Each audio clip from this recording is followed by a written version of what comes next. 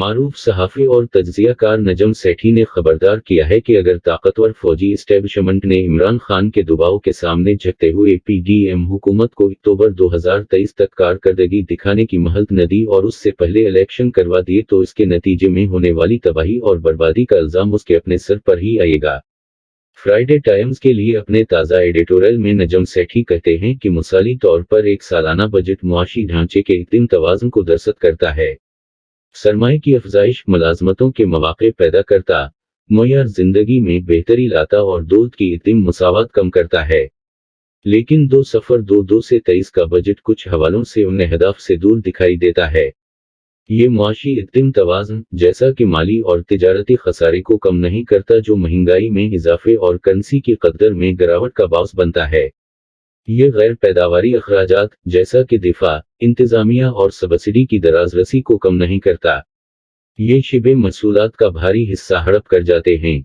बदतरीन बात यह है कि ये बजट मुलाजमत के मौक़े कम करता, मुय्यार ज़िंदगी घटाता है और अमीर और गरीब के दरमियान फ़र्क को बढ़ाता है।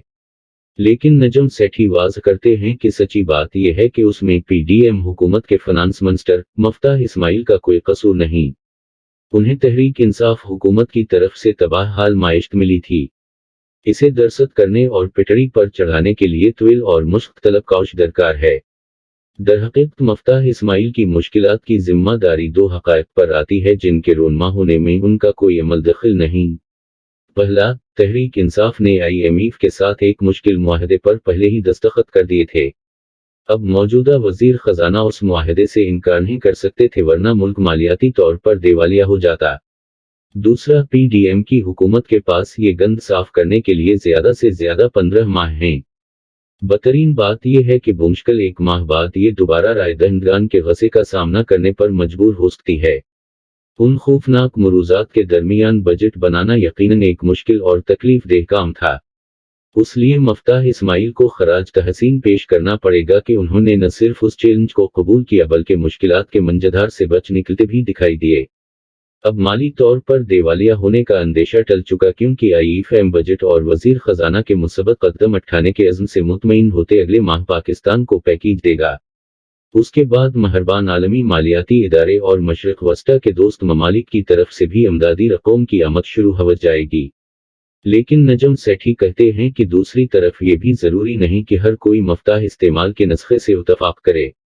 मुख्तलिफ हलकों में बस होगी और सियासी माइशत के अपने अपने इम्कानात के तनाज़र में उसके हक़ में और मुखालफत में दलाइल अज़ां किए जाएंगे।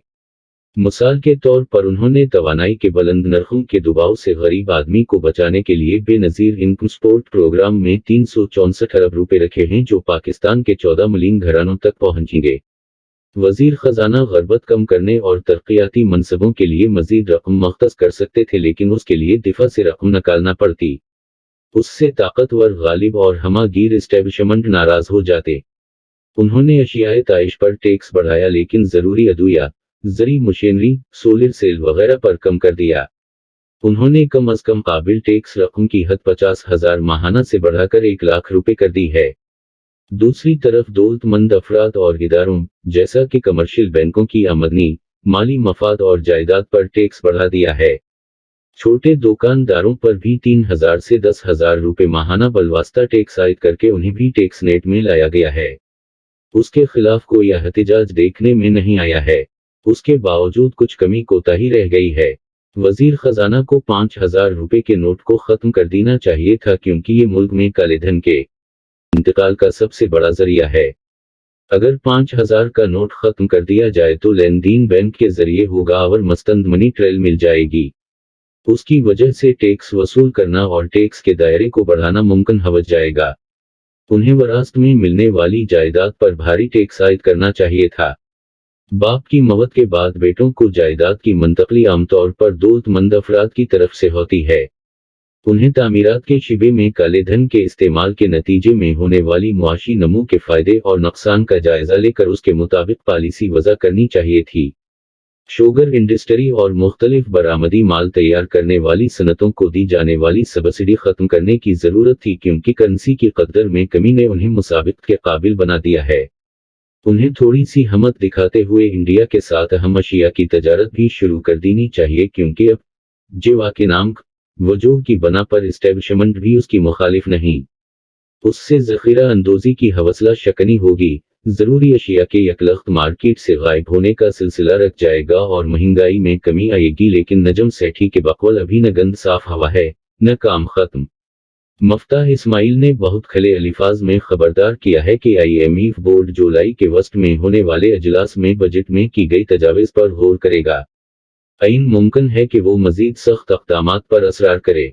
उस लिए चंद माह बाद मनी बजट खारिज अज़ इम्कान नहीं। उस दौरान सियासत रियासत और मुआशरे को मजीद ज़ख्म पहुंचाने के लिए कमर बस्ता है। महाज़ाराई की कोई भी कैफियत माइशत की बहाली को खतरे में डाल सकती है।